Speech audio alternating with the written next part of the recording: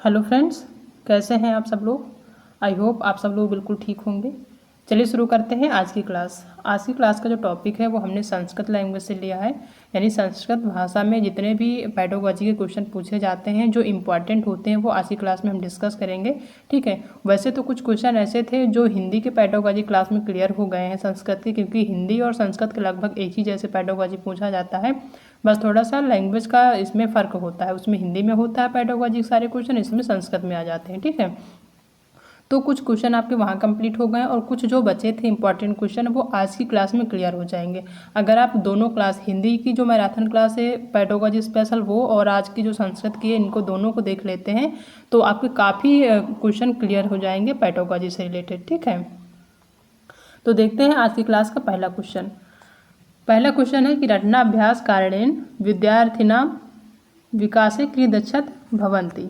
ठीक है, यानी कि जो रटनाभ्यास, यानी कि जो बच्चे जो है चीज़ों को रटते हैं, अभ्यास को, वो रटनाभ्यास के कारण विद्यार्थियों के विकास में क्या नष्ट हो जाता है ये बताना है। ठीक है, जो रटनाभ्यास के कारण विद्यार्थियों के विकास में क्या नष्ट हो जाता है ये बताना है। ठीक है, पहला क्वेश्चन है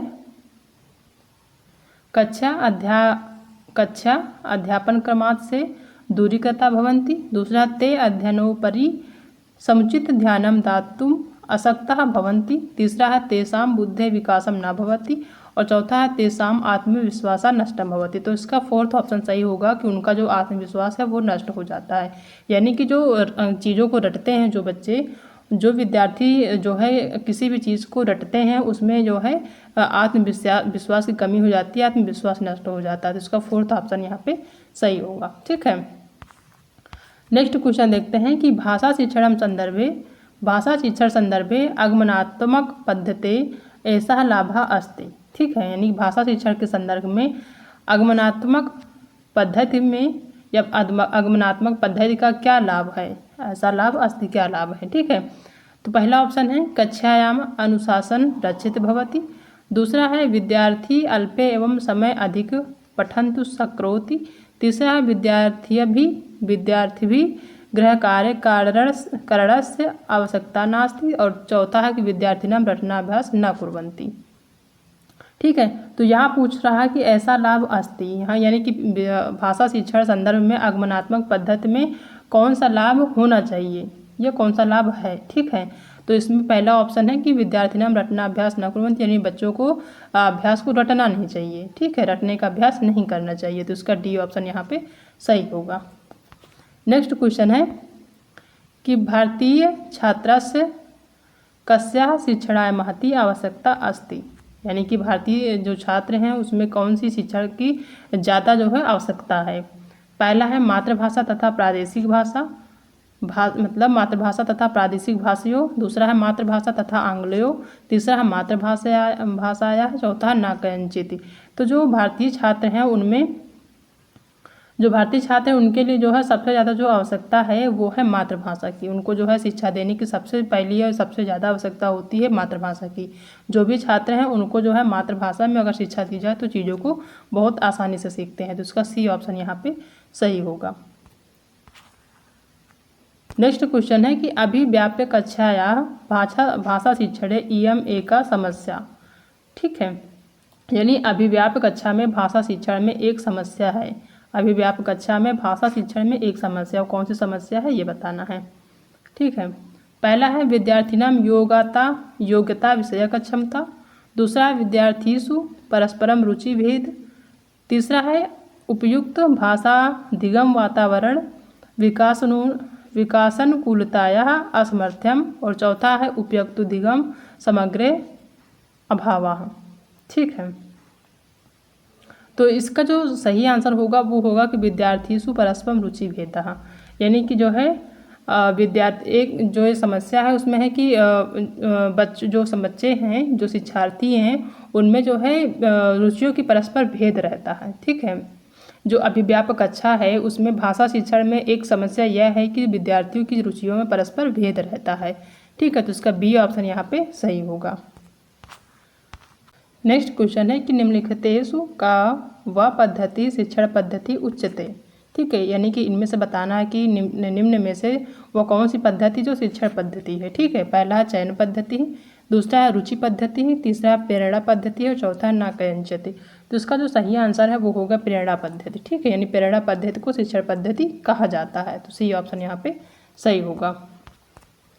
नेक्स्ट क्वेश्चन है कि भाषा शिक्षणे द्रव्य श्रव्य सामग्री उपयुक्ता भवति, यानी कि भाषा शिक्षण में द्रव्य श्रव्य सामग्री में कौन सा उपयुक्त है। पहला है शुद्ध लेखनार्थम, दूसरा है शुद्ध उच्चारार्थम, तीसरा शुद्ध पठनार्थम और चौथा नैकंचत, यानी कि इसमें से कोई नहीं।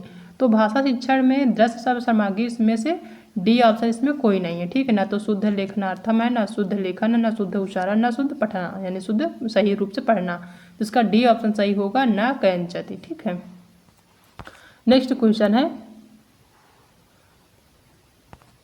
कि भाषायाः शिक्षणे यह केंद्रः भवति, यानी भाषा शिक्षण में कौन सी चीज़ जो है केंद्र में रखी जाती है, किसको केंद्र में रखेंगे। ठीक है, पहला है पुस्तकम, दूसरा है बालकम, तीसरा है श्यामपट्टा, चौथा अध्यापका। तो भाषा शिक्षण में जिसको हम केंद्र में रखेंगे वो रखेंगे बालक को। ठीक है, बालक को हम केंद्र में रखकर भाषा की शिक्षा प्रदान करेंगे, भाषा में शिक्षा देंगे। ठीक है, यानी भाषा की जो शिक्षा प्रदान करेंगे उसमें बालक को केंद्र में रखेंगे, ना कि पुस्तक को या श्यामपट्ट को या अध्यापक को। हमेशा हम बालक को केंद्र में ही मान के चलेंगे।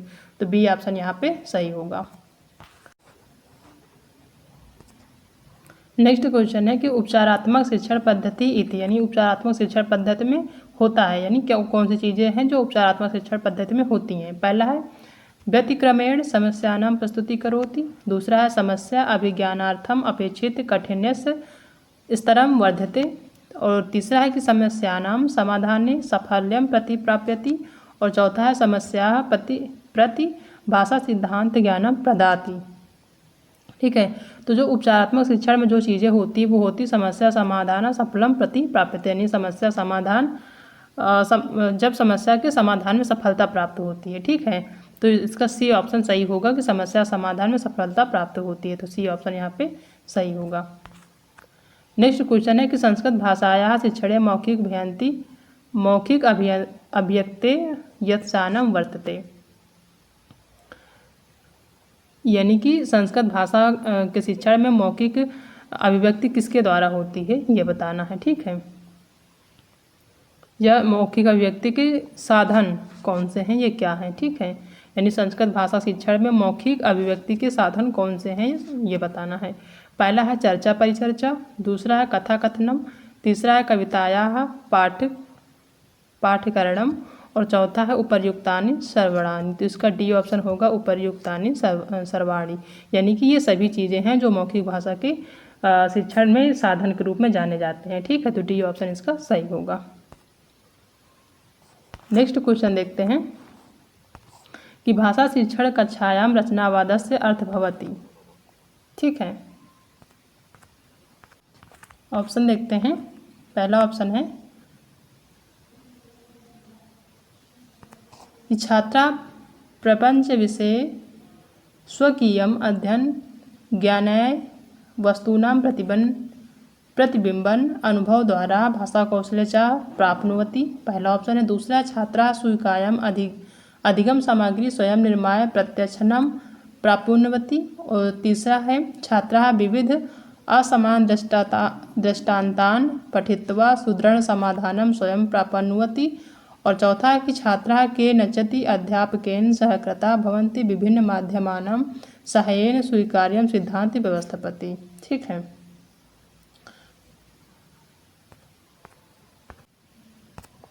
इसका सही आंसर होगा फर्स्ट ऑप्शन की छात्र जो है प्रपंच विषय का स्वयं अध्ययन और ज्ञान की वस्तुओं का प्रतिबिंब अपने अनुभव द्वारा तथा अपने भाषा कौशल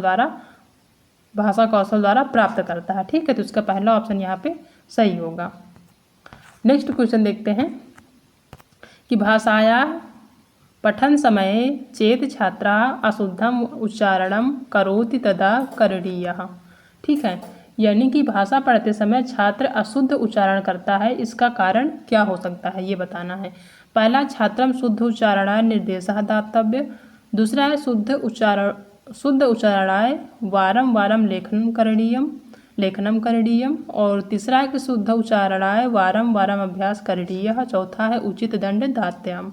ठीक है, इसका तो सही ऑप्शन जो होगा कि शुद्धोच्चारणायां वारंवारम अभ्यासः करणीय। अगर कोई भी बच्चा पढ़ते समय अशुद्ध उच्चारण कर रहा है तो वो उसको जो है क्या करना चाहिए कि जो शुद्ध उच्चारण है उसको बार बार अभ्यास कराना चाहिए, यानी उसको जो है शुद्ध उच्चारण कराना चाहिए, शुद्ध उच्चारण को बार बार अभ्यास कराना चाहिए। ठीक है, जिसके कारण कि उसका जो उच्चारण है अशुद्ध उच्चारण वो ठीक हो जाए। तो सी ऑप्शन यहाँ पे सही होगा। नेक्स्ट क्वेश्चन देखते हैं कि भाषार्जन सामर्थ्य नामा। ठीक है, यानी भाषा अर्जन क्या कहलाता है, यह भाषा अर्जन का नाम क्या है। पहला है व्याकरणस्य विश्लेषण बोधार्थ व्यवस्थिता एकः पद्धति। दूसरा है मानवगत सहज प्रतिभायाः करणेन भाषा अध्ययनार्थम एका प्रक्रिया। तीसरा है केवलम आवश्यकता शब्दवल्यः प्रयोगः। और चौथा है कि तादृश्यस्य वातावरणस्य निर्माणम यस्मिन् बालिकाः मातृभाषायां कुर्युः। ठीक है, तो इसका जो सही आंसर होगा कि भाषा अर्जन के सामर्थ्य का क्या नाम है, कि भाषा अर्जन का सामर्थ्य भाषा अर्जन कहलाता है वो क्या है, वो है बी ऑप्शन इसका सही होगा कि मानवगतः, कि मनुष्य की जो है जन्मजात प्रतिभा के कारण भाषा सीखने की एक प्रक्रिया है। जो भाषा अर्जन सामर्थ्य होता है वो मानव का जो है जन्मजात भाषा अर्जन करने की एक, भाषा की जन्मजात प्रतिभा के कारण भाषा सीखने की एक प्रक्रिया है। ठीक है, तो इसका बी ऑप्शन यहाँ पे सही होगा। नेक्स्ट क्वेश्चन है कि भाषाध्यापकः अस्मात् लेखन कौशलम शिक्षयतु शक्नोति। ठीक है, यानी कि भाषा शिक्षक अपने लेखन कौशल की शिक्षा देने में समर्थ होता है। किस चीज़ में वो समर्थ होता है। पहला है ज्ञानवर्धक विचाराणाय सहायेन स्वशब्दैः मातृभाषायां लिखितुम् उक्त्वा, पहला ऑप्शन है। दूसरा है छात्रान् लेखादीनं पठितुं सूचयित्वा, और तीसरा है श्रुत लेखनम, और चौथा है छात्राणां कृते स्पष्टतया लिखितम् आदेशः। तो इसका जो सही ऑप्शन होगा वो ये होगा कि ज्ञानवर्धक विचारों के सहयोग से, पहला ऑप्शन सही होगा कि ज्ञानवर्धक विचारों के सहयोग से अपने शब्दों को मातृभाषा में लिखने के लिए ये कहलाता है। ठीक है, मातृभाषा में लिखने के लिए कहलाता है। तो ये पहला ऑप्शन सही होगा कि जो है ज्ञानवर्धक विचारों के सहयोग से अपने शब्दों को अपनी मातृभाषा में लिखने के लिए कहलाता है। ठीक है, यानी अपने शब्दों को अपनी मातृभाषा में जो लिखता है वो जो है लेखन कौशल कहलाता है। तो इसका पहला ऑप्शन ही सही होगा। नेक्स्ट क्वेश्चन है कि व्याकरण शिक्षणस्य यथा उद्देश्यम वर्तते तत् अस्ति। ठीक है, यानी व्याकरण पढ़ाने का उद्देश्य क्या है। पहला है लेखन सौंदर्यम, दूसरा है भाषा दोषाणाम ज्ञानम, दूसरा ऑप्शन है। तीसरा है कि श्रवणे दक्षतम, और चौथा है शब्द भंडारस्य वृद्धि। तो इसका जो सही ऑप्शन है कि व्याकरण पढ़ने का जो उद्देश्य होता है वह होता है श्रवणे दक्षत्यम। ठीक है, सुनने में कौशल। इसका सी ऑप्शन यहाँ पे सही होगा। नेक्स्ट क्वेश्चन है कि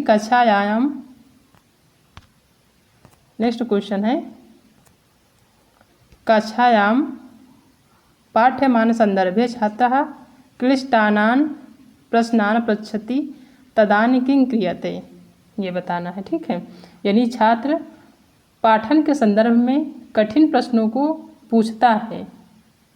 ठीक है, तब यह प्रक्रिया क्या कहलाती है ये बताना है। पहला है पुस्तकें पठित्वा पश्चात संज्ञा समाधानम चर्चयितुं प्रयत्नं क्रियते, पहला ऑप्शन। दूसरा छात्रान् तर्जयित्वा अनुशासितः भवति क्रियते, दूसरा है। तीसरा ऑप्शन है कि तत्क्षणमेव गत्वा संजता कृत्वा संज्ञा समाधानं क्रियते, और चौथा है तादृशान् सर्वानपि प्रश्नान् विलेख्य अनन्तरदिने सर्वेषां तेषां समाधानं क्रियते।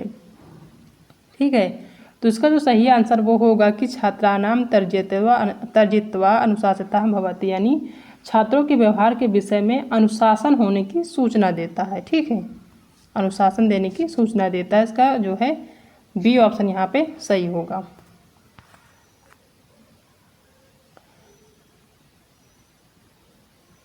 नेक्स्ट क्वेश्चन है कि भाषायाः पठन समय चेत्र छात्रा अशुद्धम उच्चारणं करोति तदा करणीयम, यानी भाषा उच्चारण से समय कुछ बच्चे जो है अशुद्ध उच्चारण करते हैं, तो उसका क्या कारण है। तो ये जो क्वेश्चन है ये रिपीट हो गया है। इसका उच्चारण यही होता है कि शुद्ध जो जिस कारण से बच्चे अशुद्ध उच्चारण करते हैं, तो अगर उनको शुद्ध कराना है तो उनको शुद्ध उच्चारण को बार बार अभ्यास कराना चाहिए। इसका सी ऑप्शन यहाँ पे सही होगा। ठीक है, नेक्स्ट क्वेश्चन है कि भाषा मुख्य रूपेण भवति, यानी मुख्य रूप से भाषा क्या है, यह भाषा के प्रमुख रूप कौन सा है। पहला है मौखिक, दूसरा है लिखित, तीसरा है दृश्य और चौथा है लेखा चित्रात्मिका। तो जो भाषा का मुख्य रूप होता है वो होता है मौखिक। ठीक है, पहला ऑप्शन इसका सही होगा।